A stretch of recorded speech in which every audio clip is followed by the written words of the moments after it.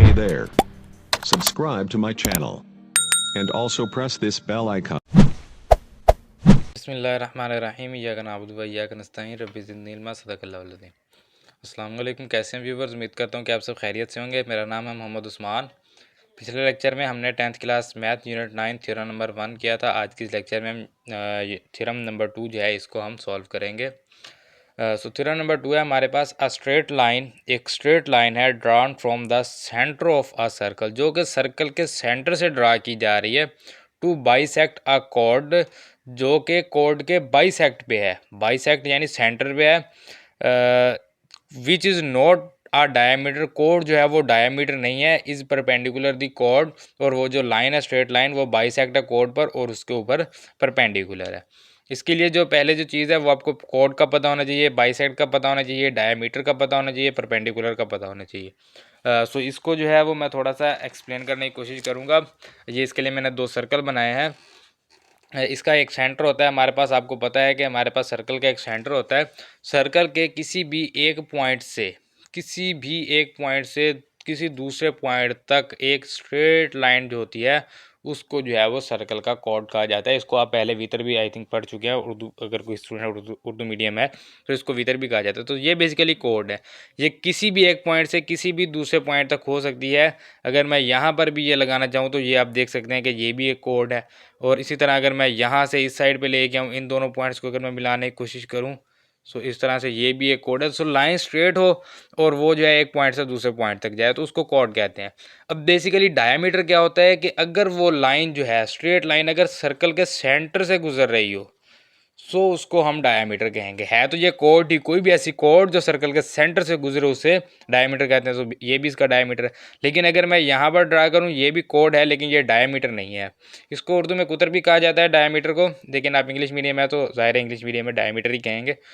सो जो कोड जो है वो सर्कल के सेंटर से गुजरती है उसको सर्कल का डायमीटर भी कहा जाता है।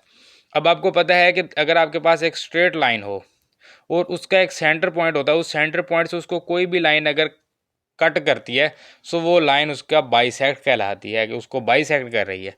लेकिन इस तरह की लाइन में जो है वो दोनों पॉइंट से, यानी अगर इसको ए का नाम दे दें, इसको पॉइंट बी का नाम दे दें, तो उस लाइन के ऊपर अगर हम कोई पॉइंट लेंगे तो वो ए एंड बी से इक्वल डिस्टेंस उसका नहीं होगा। ये आप पिछले थ्योरम में कर चुके हैं।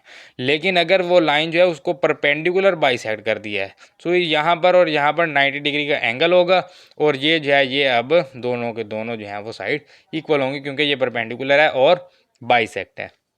सो यही चीज़ें जो है बस इसमें कही गई हैं कि एक लाइन जो है स्ट्रेट लाइन है वो सर्कल के सेंटर से कॉर्ड को बाइसेक्ट कर रही है उसके परपेंडिकुलर पर। Straight line drawn from the circle of the centre of the circle to bisect a chord, जो कि सेंटर से कॉर्ड को बाइसेक्ट कर रही है परपेंडिकुलर, कोड के ऊपर परपेंडिकुलर है। तो इसके लिए जो है वो पहले आपको एक सर्कल बनाना होगा इसको, इसकी डायग्राम को सॉल्व करने के लिए। सो ये जो है ये मैंने एक सर्कल बना लिया है। सर्कल है, ये इसका सेंटर है। सो हमें क्या कहा गया है कि एक स्ट्रेट लाइन है, स्ट्रेट लाइन है सेंटर से कहाँ तक, कोड तक। सो अभी कोड नहीं है हमारे पास। इसके लिए सबसे पहले क्या है चीज़, हमारे पास कोड होना चाहिए। सो हम यहाँ पर जो है एक पॉइंट हम ये ले लेते हैं, एक पॉइंट हम ये ले लेते हैं, दो इस तरह से पॉइंट ले लेते हैं। सर्कल में आप कहीं भी ले सकते हैं, बस ये है कि वो सेंटर में नहीं होना चाहिए, यानी वो कोड जो है सेंटर से नहीं गुजरना चाहिए। इसको हम पॉइंट ए कह देते हैं, इसको हम पॉइंट बी कह देते हैं, और इन दोनों को जो है वो हम स्ट्रेट लाइन से मिला देते हैं। सो ये हमारे पास बेसिकली अब सर्कल का एक कोड आ गया है। अब हमें कहा गया है कि स्ट्रेट लाइन है जो ड्रा हम कर रहे हैं सेंटर से, सर्कल के सेंटर से बाइसेक्ट के ऊपर। सो सर्कल के सेंटर से बाइसेक्ट करना है, किसको करना है, कोड को, यानी कि इसके सेंटर पर लेके आनी है। तो ये इसको बाइसेक्ट कर दिया हमने, यानी कि ये अब दोनों इक्वल पार्ट हैं, इधर भी उतना ही डिस्टेंस है, इधर भी उतना ही, ये बिल्कुल सेंटर में है। इज परपेंडिकुलर टू द कोड, और अब हमने ये प्रूव करना है कि ये इसके ऊपर परपेंडिकुलर है। सो हमने एक लाइन जो है वो बाइसेक्ट ड्रा किया सेंटर से, और अब हमने ये प्रूव करना है इज परपेंडिकुलर टू द कोड, और ये जो है ये कोड के ऊपर परपेंडिकुलर है। सो हमें करना क्या होगा, सबसे पहले जैसे हमने पिछले थ्योरम में आपको याद होगा कि हमने उसको प्रूव करने के लिए कुछ लाइनें जो है वो इजाफी मिलाई थी। इस थ्योरम में भी हम सेम उसी तरह करेंगे। हम जो है इनको अपनी तरफ से नाम दे लेते हैं। जैसे हमने इसको ए का नाम दिया, इसको बी का, इसको जो है वो हम ओ का नाम दे देते हैं, इसको जो है वो हम एम का नाम दे देते हैं। यहाँ पर दो एंगल होंगे, इसको एंगल नंबर 1, इसको एंगल 2 का नाम दे देते हैं। और करते क्या है जी, ओ एंड ए को जो है इसको मिला देते हैं और इस साइड पे ओ बी को भी जो है वो मिला देते हैं। सो ये जो है ये अब हमारे पास दो ट्राई बन गई हैं। अब हम इसको जो है वो यहाँ पर लिखते हैं कि हमारे पास गिवन क्या था। गिवन लिखना होगा, फिर प्रूव क्या करना है वो लिखना होगा, उसके बाद ये लिखना होगा कि हमने कंस्ट्रक्शन क्या किया, यानी क्या हमने लिखा है। सो ये जो है जी ये हमारे पास गिवन है। हम अपनी डायग्राम को और अपने जो है वो हम थ्योरम को देख के ये लिखेंगे। गिवन क्या है जी, हमारे पास हमने कहा कि m is the mid point of any कोड ए बी, यानी कि कोड की हमें बात की गई थी कि कोड है और उसके जो है वो बाइसेक्ट कर रही है। ये हमें कहा गया है कि बाइसेक्ट कर रही है कोड को, तो बाइसेक्ट कर रही है मतलब उसका मिड पॉइंट है, उसको हमने m का नाम दे दिया। तो हमने कहा कि m is the mid point of any कोड ए बी, कि कोई एक कोड है उसका मिड पॉइंट m है, of a circle with centre A, जो कि एक सर्कल है सेंटर ए के साथ। एक सर्कल है सेंटर ओ। सो एक सर्कल है जिसका सेंटर ओ है, उसके ऊपर एक कोड, उसके अंदर एक कोड है, उसका सेंटर जो है मिड पॉइंट जो है वो हमारे पास m है। ये हमने कहा कि हमारे पास गिवन है, क्योंकि ये आप देख सकते हैं कि एक स्ट्रेट लाइन जो है वो बाइसेक्ट कर रही है कोड को बाइसेक्ट कर रही है, तो उसको कोड को हमने ए बी का नाम दिया, बाइसेक्ट कर रही है तो उस मिड पॉइंट को हमने m कह दिया। और वो कहाँ पर है, वो हमें कहा गया कि सर्कल में है, तो हमने कह दिया कि सर्कल है उसका सेंटर ओ है। सो इसके साथ हमें ये भी कहा गया है कि कोड जो है वो ए बी, कोड A B is not the diameter of the circle, कि जो हमारे पास कोड है which is not a diameter, diameter नहीं है सर्कल का। सो वो हमने कह दिया कि ये हमारे पास गिवन है कि कोड जो है वो सर्कल का डायमीटर नहीं है। सो हमने प्रूफ क्या करना है, प्रूफ हमने ये करना है कि ओ एम जो है, यानी ये जो लाइन है ओ एम, ये परपेंडिकुलर है ए बी के ऊपर। तो हम लिखेंगे O M is perpendicular the कोड ए बी, या आप लिख सकते हैं टू दी कोड ए बी, या आप लिख दें दी कोड ए बी, यानी कि ओ एम जो है वो परपेंडिकुलर है कोड ए बी के ऊपर। सो ये हमने प्रूव करना है। अब हमने कंस्ट्रक्ट क्या किया, हमने क्या बनाया, हम वो लिखते हैं। सो ये जो है ये हमारी कंस्ट्रक्शन है जो हमने अपनी तरफ से किया। हमने क्या किया कि हमने ओ के साथ ए को मिलाया था और बी को मिलाया था। ये हमने किया है जी join A and B with centre O. और जो एम है मिड पॉइंट है ए बी का, ये हमने अपनी तरफ से नहीं लिया, ये हमें यहाँ पर कहा गया था कि वो जो लाइन है वो कोड को बाइसेक्ट कर रही है, वो हमने यहाँ पर लिख दिया है गिवन में। वो गिवन है कि बाइसेक्ट कर रही है, तो इसका मतलब है कि उसका मिड पॉइंट होगा, तो उस मिड पॉइंट को एम का हमने नाम दे दिया, वो नाम ही इसको बताया है, लेकिन हमने ये खुद से ड्रा नहीं किया। लेकिन जो ए को ओ से एंड बी को जो है ओ से जो है इसको हमने खुद जो है वो ज्वाइन किया, तो हमने लिख दिया कि join A and B with centre O, right angle 1 and angle 2 as shown in the figure. यहाँ पर जो है वो हमने एंगल 1 और एंगल 2 लिख दिया, जो कि हमें नहीं कहा गया। तो ये दो चीज़ें हमें नहीं कही गई थी, जो हमने अपनी तरह से लिखी हैं। सो इसको जो है वो हमने कंस्ट्रक्शन में लिख दिया। सो अब जो है वो हम स्टेटमेंट्स लिखेंगे और उसके साथ उसके रीजन लिखेंगे और इस थ्योरम को जो है वो माइंड अप करेंगे। अगर आप इसकी ये इसकी अगर आप डायग्राम बना लेते हैं, सो ये थ्योरम जो है ये बिल्कुल ईजी है, ये आप इसके लिए इसको सॉल्व करना बिल्कुल भी मुश्किल नहीं होगा। सो अब जो है जी अब हम प्रूफ देंगे। जो हमने प्रूव करना है ओ एम जो है वो परपेंडिकुलर है किसके ऊपर, कोड ए बी के ऊपर। उसके उसके लिए जो है वो हम क्या करते हैं कि हम जो ट्राई एंगल ओ एम है, आप देख सकते हैं दो ट्राई बन गई हैं, एक ओ ए एम है एक ओ बी एम है। इन दोनों को हम क्रॉसपेंडिंग ट्राई कहते हैं और इन दोनों को जो है वो हम प्रूव करेंगे कि ये दोनों इक्वल हैं, इनके एंगल इक्वल हैं। सो इसका मतलब है कि हमारे पास अगर ये देखें, अगर ये दोनों ट्राइंगल इक्वल हैं, इन दोनों के एंगल भी इक्वल हैं, सो इसका मतलब है कि ये जो ओ एम है ये ओ बी के ए बी के ऊपर परपेंडिकुलर है। तो उसके लिए हमें ये दोनों ट्राइंगल को प्रूव करना होगा। तो सबसे पहले हम लिखेंगे measurement line of O A, ये आप देख सकते हैं measurement line of O A जो है वो measurement line of O B के इक्वल है। सो हम लिखते हैं कि measurement measurement of line OA is equal to measurement of line OB। ये दोनों एक दूसरे के इक्वल हैं। अब ये इक्वल क्यों है, इक्वल तो हमने लिख दिया, लेकिन ये इक्वल है क्यों, ये हमने क्यों लिखा, क्योंकि अगर ये आप देख सकते हैं कि ये दोनों रेडियस हैं, ये ओ से ए भी रेडियस है सर्कल का, ये भी रेडियस। आपको पता है कि सर्कल के सेंटर से किसी भी सर्कल के एक पॉइंट तक का जो डिस्टेंस होता है वो उसका रेडियस होता है। और आपको ये भी पता है कि सर्कल के हर पॉइंट पर रेडियस सेम होता है। सो ये जो है ये दोनों रेडियस हैं, इसीलिए ये हमारे पास आ गई। तो हम यहाँ पर लिखेंगे रीजन क्या है इसका, ये क्यों इक्वल है, क्योंकि ready of the same circle. तो हम लिखेंगे radii of the same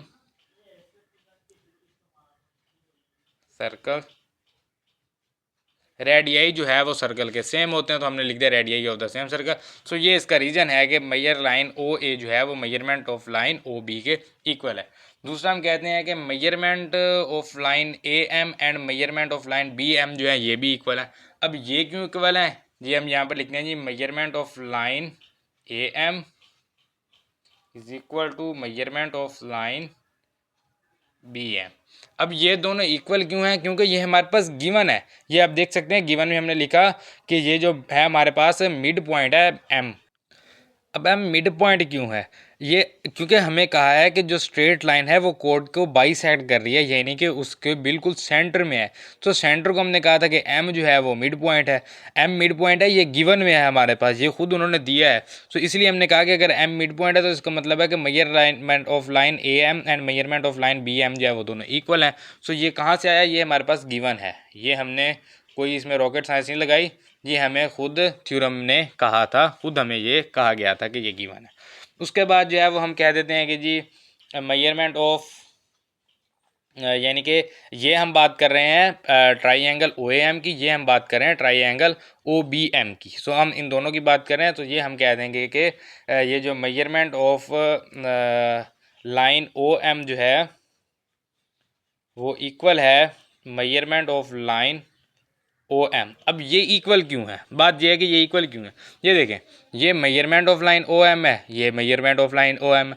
so इन दोनों ट्राइंगल की देखें, ओ ए एम में भी ओ एम है, ओ बी एम में भी ओ एम है। ये यहाँ से आप एक ट्राइंगल ये है, एक ट्राइंगल ये है, ये दोनों एक ट्राइंगल है, इस ट्राइंगल की ओ एम हमने लिया, इस ट्राइंगल की दो ओ एम लिया। तो हमने कहा कि ये दोनों इक्वल हैं। ये दोनों इक्वल क्यों है, क्योंकि ये दोनों कॉमन है ना, दोनों दोनों में ही एक ही लाइन है। तो इसको हमने कहा कि ये कॉमन है, तो इसीलिए ये दोनों इक्वल हैं। अब क्योंकि ये भी लाइन इक्वल है, ये भी इक्वल है, ये भी इक्वल है, तीनों लाइनें इक्वल आ गई ना, ओ ए भी इक्वल ओ बी के, ए एम बी एम के इक्वल ओ एम के इक्वल, तीनों इक्वल हमने प्रूव कर दिए हैं। तो हम कह सकते हैं कि ये जो हमारे पास ट्राइंगल है ओ ए एम इज़ इक्विलेंट, इसको हम इक्विलेंट कहेंगे, अभी इक्वल नहीं कहेंगे, क्योंकि ये तकरीबन, इक्विलेंट का मतलब होता है कि आलमोस्ट इक्वल है, मतलब बिल्कुल इक्वल हम नहीं कह सकते इसको, ये हम जो है वो, लेकिन ये इक्विलेंट हैं। सो इसका मतलब ये क्यों इक्विलेंट है, अब इसकी रीज़न क्या है, क्योंकि हमने तीन साइड्स, एक इस ट्राइंगल की एक साइड, इसकी दूसरी साइड, इसकी तीसरी साइड, ये तीनों इक्विलेंट हैं। इस ट्राइंगल की एक साइड, दूसरी साइड और तीसरी साइड, तीनों साइड्स के, तीन साइड जो है तीनों साइड के इक्वल हैं। तो इसका मतलब है कि ये इक्वल है। सो अब जो है, अब हम बात करते हैं कि ये जो है ये हमारे पास measurement angle of one is equal to measurement angle of two. अब measurement angle of one measurement angle of two के इक्वल कैसे आ गया, क्योंकि ये एंगल जो है ये हमारे पास कोरेस्पॉन्डिंग एंगल्स हैं, क्योंकि ये दोनों ट्राइंगल कोरेस्पॉन्डिंग ट्राइंगल है ना, इनको हमने कोरेस्पॉन्डिंग कहा। तो इसका मतलब है कि ये जो एंगल हैं ये भी कोरेस्पॉन्डिंग एंगल्स हैं। सो इन दोनों एंगल को कोरेस्पॉन्डिंग होने की वजह से ये दोनों एंगल्स जो हैं ये इक्वल हैं। सो ये हमने लिख दिया कि corresponding angles of congruent triangle. So ये जो है ये हमारे पास ट्राइंगल के एंगल्स जो हैं, दोनों ट्राइंगल के एंगल्स जो हैं ये कोरेस्पॉन्डिंग है। सो इसलिए ये दोनों इक्वल हैं। सो अब जो है, अब हम ये लिखते हैं यहाँ पर एक स्टेटमेंट, यहाँ पर अब हम और लिखते हैं measurement angle of one is sorry plus measurement angle of two. इन दोनों एंगल को अगर हम प्लस करें, सो ये जो है ये हमारे पास एक एंगल बनेगा measurement angle of A M B.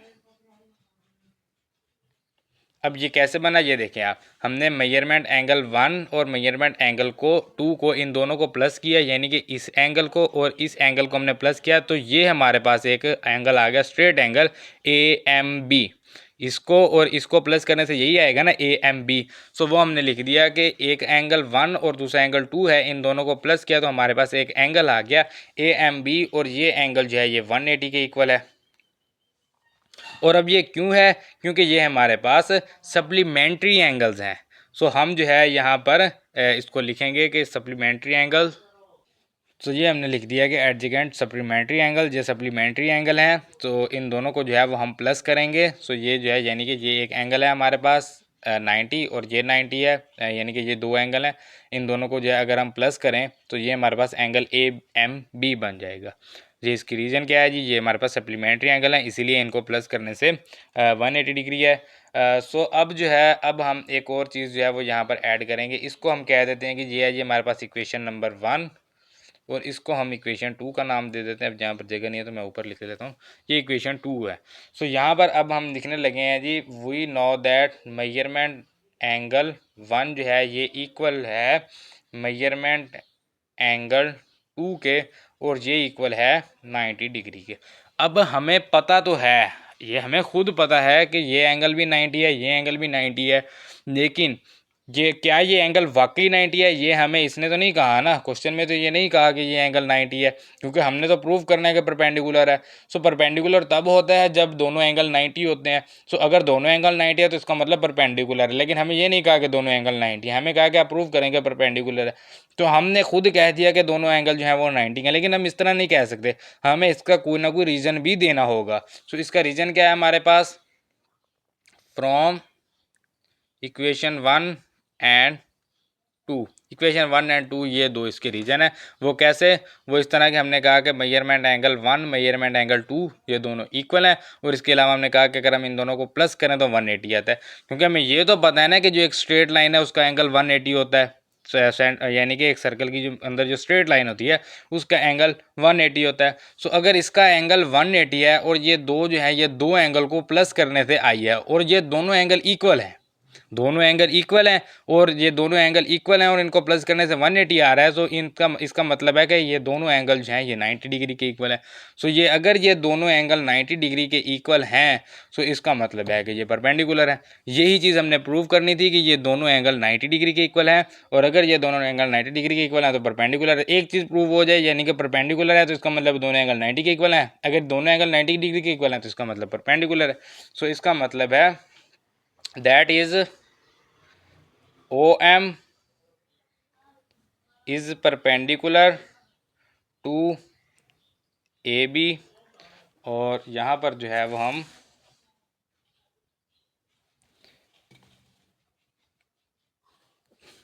ये हमारे पास जो है, ये हमारे पास स्टेटमेंट एंड रीज़न जो है आ गए हैं।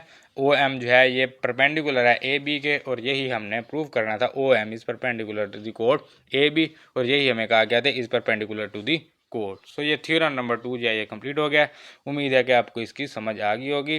अगर इसकी समझ नहीं आई तो एक बार इसको दोबारा देख लें, छोटा सा थ्योरम है, 15-16 मिनट में जो है वो कंप्लीट हो गया। सो आप कोशिश कीजिएगा कि इन थ्योरम को किसी को भी स्किप नहीं करना, और इनको जो है अच्छी तरह से आपने देखना है। और 8 नंबर के ये थ्योरम है, 5 थ्योरम है, इनमें से एक थ्योरम मस्ट है कि वो आएगा। तो इंशाल्लाह अगले लेक्चर में थ्योरम नंबर 3 करेंगे। तब तक अपना ख्याल रखिए, दुआओं में याद रखिए। अल्लाह हाफिज़।